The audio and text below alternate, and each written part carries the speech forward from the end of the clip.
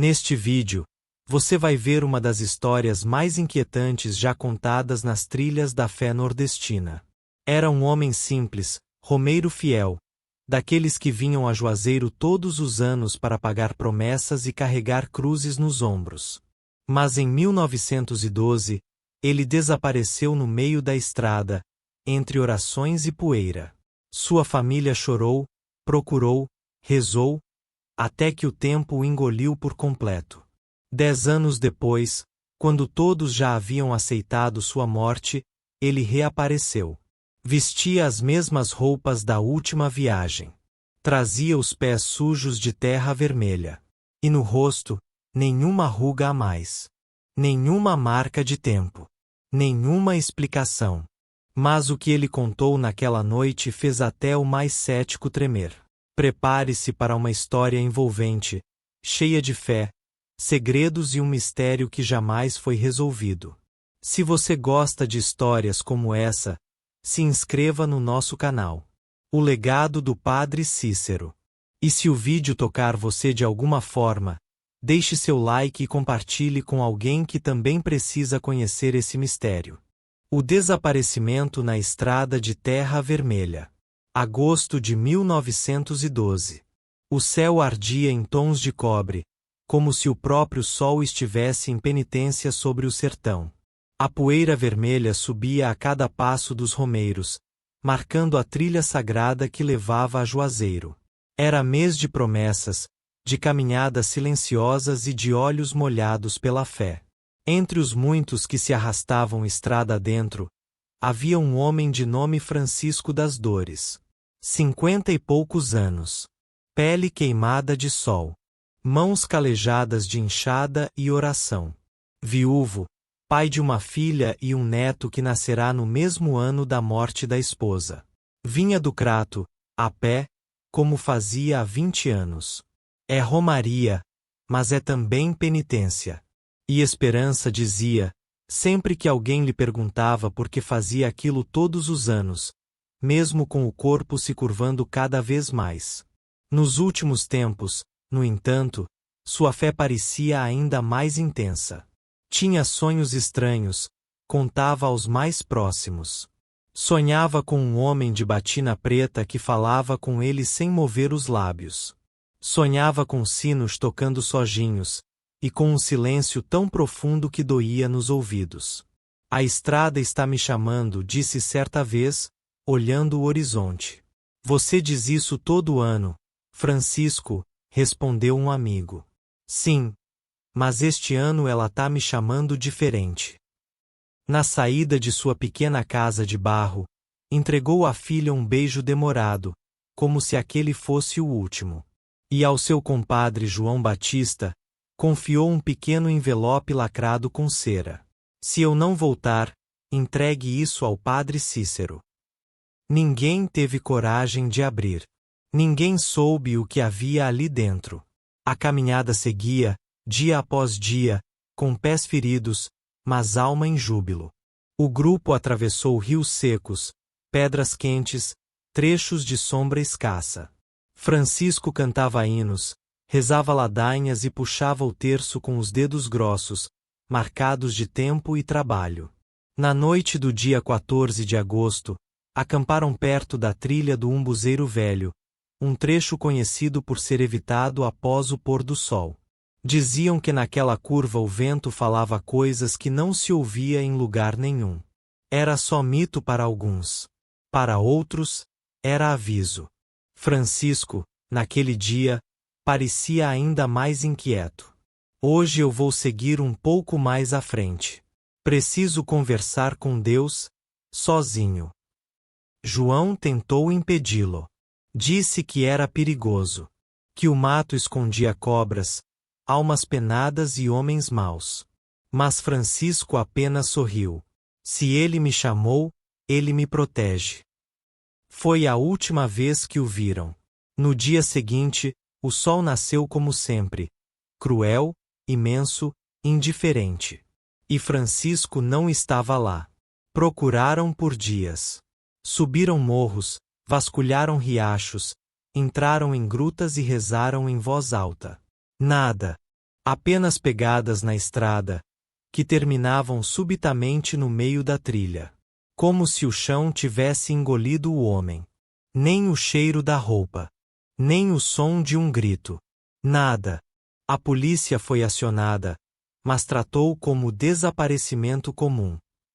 A explicação era seca, objetiva. Talvez caiu em algum buraco, foi atacado por animal ou fugiu por insanidade.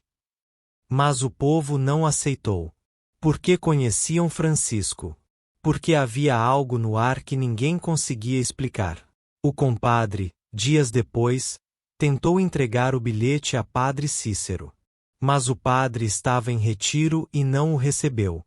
O envelope permaneceu guardado, intocado, como uma profecia selada. A filha, Maria das Dores, nunca aceitou o luto.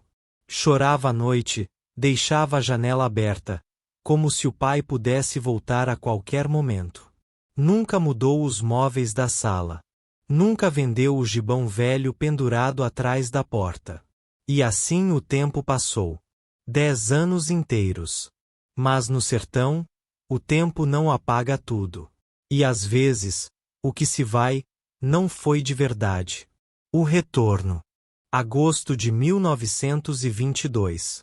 O sertão era outro. 10 anos haviam passado, mas o calor ainda feria a pele como navalha. Juazeiro crescia aos poucos, mas o coração do povo continuava o mesmo. Feito de fé, saudade e sobrevivência. Era manhã de feira, um sábado abafado em que o povo andava lento, empurrando a vida com as mãos calejadas. As barracas rangiam, os tropeiros gritavam preços, e o cheiro de suor se misturava ao de farinha e rapadura. Ninguém esperava nada novo naquele dia. Até que ele apareceu. Descalço. Poeirento. Com as mesmas roupas com que havia partido 10 anos antes. O gibão de couro já desbotado, mas intacto. O chapéu de palha amassado no formato exato que usava. E o terço, ainda preso ao cinto.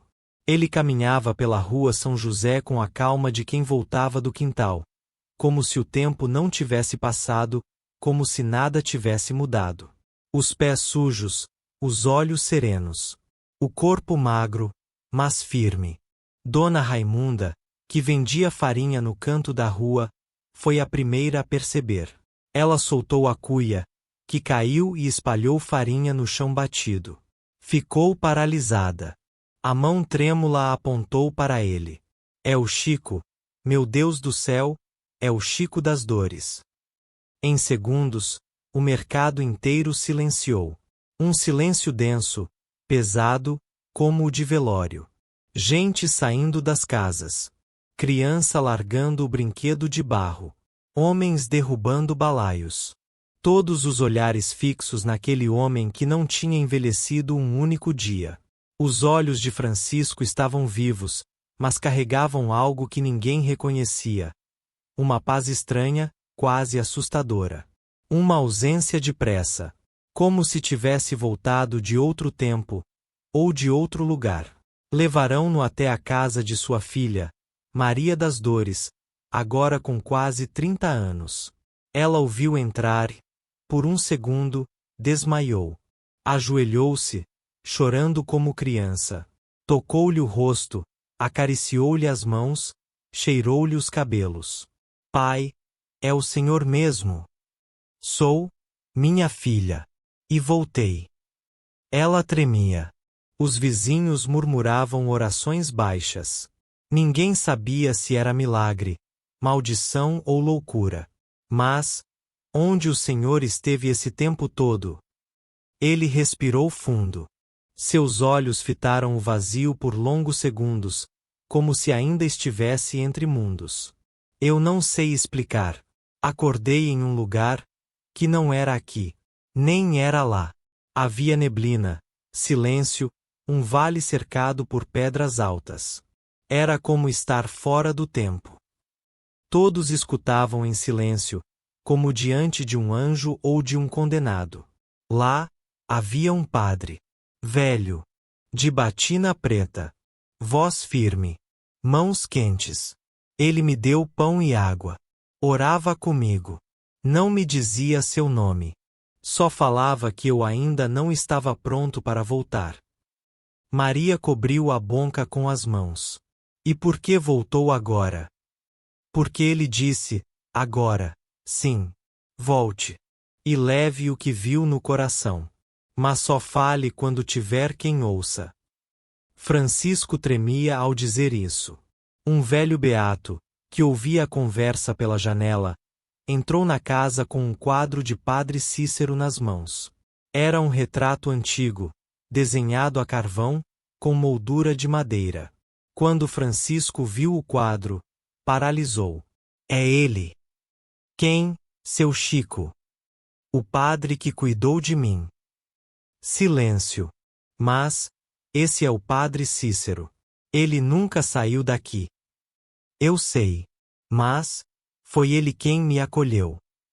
Dona Raimunda, que havia seguido o grupo, cruzou o peito. Isso é coisa de Deus, ou do outro lado? O povo ficou dividido. Alguns diziam que Francisco havia sido levado pelos anjos. Outros, que tiveram um surto, um apagão da mente. Mas havia os que acreditavam em algo maior. Um chamado. Um milagre. Uma prova viva de que há caminhos onde o tempo não manda. E à medida que os dias passavam, mais gente ia visitar Francisco. Todos queriam ouvir. Todos queriam tocar. Alguns até ajoelhavam diante dele, como diante de um eleito. Mas ele sempre dizia: eu não sou nada. Só fui guardado por alguém, que muitos já esqueceram. As dúvidas e os sinais. Os dias que seguiram o retorno de Francisco das Dores não foram de paz, foram de espanto. Juazeiro do Norte virou um redemoinho de vozes baixas, orações murmuradas e olhos desconfiados. Na feira, no confessionário, nas calçadas, ninguém falava de outra coisa. O romeiro que voltará sem envelhecer virou lenda antes mesmo de morrer. Alguns o veneravam. Vinham de outras cidades só para tocá-lo, como se dele emanara alguma graça. Mulheres traziam lenços para que ele os abençoasse. Doentes pediam que ele rezasse por eles. Um homem jurou que foi curado de uma dor nas pernas depois de beber água em que Francisco lavou as mãos. Outros, porém, se afastavam. Diziam que aquilo era coisa das trevas. Que ninguém some por 10 anos e volta como se tivesse dormido por um dia. Que ele era um corpo sem alma, um aviso de que o mundo estava perto do fim. As crianças da vila, que antes corriam nas ruas, começaram a evitar passar pela frente da casa de Maria das Dores. Algumas diziam ter visto luzes estranhas saindo da janela à noite. Outras afirmavam que ele conversava sozinho, com alguém que ninguém via. Francisco não reagia a nada disso. Mantinha-se sereno. Passava as manhãs sentado na rede, o terço na mão, o olhar perdido. Às vezes, ria como quem ouvia uma piada no vento. Às vezes, chorava sem razão aparente. Foi numa dessas manhãs que a filha encontrou o pai ajoelhado no chão de terra batida, os olhos fechados, sussurrando palavras em latim, idioma que jamais havia aprendido. Pai? O que o Senhor está fazendo? Estou repetindo o que ele me ensinou, para não esquecer. Maria se calou. Sentia medo e fé ao mesmo tempo. Sabia que aquele homem era seu pai. Mas também sabia que ele havia voltado diferente. Certa tarde, Francisco pediu para visitar a igreja matriz. Chegou em silêncio, com os passos leves, como se tocasse o chão com cuidado. Ao entrar, parou diante da imagem de Padre Cícero. Ajoelhou-se por quase 1 hora. Não disse nada. Apenas chorou. Um grupo que o acompanhava também ajoelhou, contagiado pela emoção da cena. Quando saiu da igreja, um romeiro o esperava com um jornal antigo nas mãos. Era uma edição de 1912, com uma matéria sobre a romaria daquele ano. Havia uma foto, borrada e pequena, de um grupo de peregrinos em frente ao cruzeiro. Francisco apontou o dedo para o canto da imagem. Foi ali que ele apareceu pela primeira vez. Quem? Padre Cícero. Mas não do jeito que vocês conhecem. Ele estava brilhando. Os olhos eram como os de uma vela dentro da noite. A multidão silenciou. Nos dias seguintes, outros sinais começaram a acontecer. Uma senhora jura que viu Francisco caminhar sob a chuva sem se molhar. Um agricultor diz que o viu desaparecer por um instante no meio do caminho para a feira e depois reaparecer adiante, como se tivesse cruzado o espaço. Mas o mais marcante aconteceu na madrugada do dia 15 de setembro, exatos 30 dias após sua volta. Um clarão iluminou o céu acima da casa de Maria. Alguns vizinhos dizem ter ouvido sinos tocando sozinhos, mesmo sem ninguém na torre da igreja. Outros afirmam ter visto um vulto de batina negra parado em frente à porta da casa. No dia seguinte, quando foram procurar Francisco, encontraram-no sentado na varanda, com um leve sorriso no rosto, como se soubesse de tudo. Ele apenas disse: "Ele esteve aqui, e disse que eu cumpri meu papel." O último sinal. O tempo parecia andar com mais lentidão desde que Francisco voltará. Na pequena casa de Maria das Dores, o clima era de silêncio constante. Até os passarinhos pareciam cantar menos. Os vizinhos já não batiam tanto à porta. A multidão se afastava devagar, como se pressentisse algo se fechando, como se a presença dele começasse a pertencer a outro tempo. Francisco, por sua vez, falava cada vez menos. Passava longos períodos imóvel, como se escutasse vozes de muito longe. Às vezes escrevia palavras em um caderno velho, palavras que Maria não compreendia, traços finos, letras que pareciam latim ou outra língua qualquer. Naquela noite de lua nova, o céu estava escuro como carvão molhado. Não havia estrelas, nem vento. Apenas o som dos grilos e o estalo das vigas de madeira da casa. Francisco acordou antes do primeiro galo cantar. Vestiu o mesmo gibão que usava em 1912. Amarrou o terço à cintura. Pegou o envelope que deixará selado com cera 10 anos antes, o mesmo que havia confiado a seu compadre. Havia pedido o bilhete de volta assim que retornou, mas ainda não havia aberto. Saiu da casa sem acordar ninguém. Subiu até a colina do horto, onde uma cruz simples havia sido fincada anos atrás, por romeiros em penitência. Era um lugar solitário, de onde se via Juazeiro inteiro, dormindo sob a sombra da fé. Ali, Francisco ajoelhou-se. As mãos tremiam, mas os olhos estavam firmes. Abriu o bilhete. Dentro, havia apenas uma frase, escrita com sua própria letra, antes de desaparecer. O tempo é breve quando o espírito se perde, mas é eterno quando encontra o caminho. Lágrimas escorreram. Mas ele sorriu. Um sorriso de quem compreendeu algo que os outros não podiam alcançar. Naquele momento, uma brisa fria subiu pela colina. E no meio da escuridão, uma figura apareceu. Não havia rosto. Apenas a silhueta de um homem de batina. As mãos cruzadas. O olhar invisível, mas presente. Francisco não disse nada. Apenas baixou a cabeça e fez o sinal da cruz. "Estou pronto", sussurrou. Dizem que a cruz do horto brilhou por alguns segundos naquela madrugada. Dizem que um clarão iluminou a colina, mesmo sem relâmpago, mesmo sem lua. No dia seguinte, o corpo de Francisco não foi encontrado. Apenas suas roupas cuidadosamente dobradas junto ao bilhete aberto e ao terço, colocado sobre o peito de terra. Maria subiu até lá com o povo da vila. Chorou sem desespero. Sorriu em meio às lágrimas. Ele voltou, mas era só de passagem. A notícia correu como vento de agosto.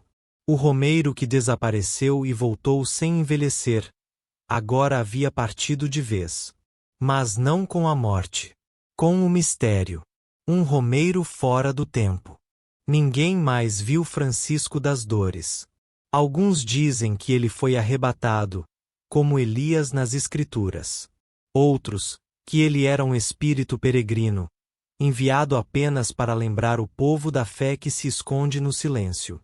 Mas há quem diga, e jura com a mão na Bíblia, que de tempos em tempos, nas madrugadas de romaria, um homem caminha pelas trilhas do sertão com um gibão antigo e um terço amarrado à cintura. Ele não fala. Mas se olha nos olhos de alguém, a pessoa sente um peso sair do peito, como se fosse perdoada por algo que nem sabia carregar. Dizem que esse homem sorri como Francisco, mas que os olhos brilham como os de Padre Cícero. O envelope ainda está guardado no altar de Maria das Dores. E sobre ele, há uma frase escrita em letras miúdas, que ela nunca teve coragem de apagar. O tempo dos homens passa, mas o tempo da fé permanece. E talvez seja isso que restou dessa história. Não a resposta, não a lógica, mas a lembrança de que há mistérios que não cabem no relógio, nem na razão. Há mistérios que só o sertão entende, e que só o coração pode guardar. Se essa história tocou você, se inscreva no nosso canal. O legado do Padre Cícero. Para conhecer outras narrativas como essa. E se sentiu que ela merece ser ouvida por mais pessoas, curta o vídeo e compartilhe com quem também precisa sentir essa fé viva.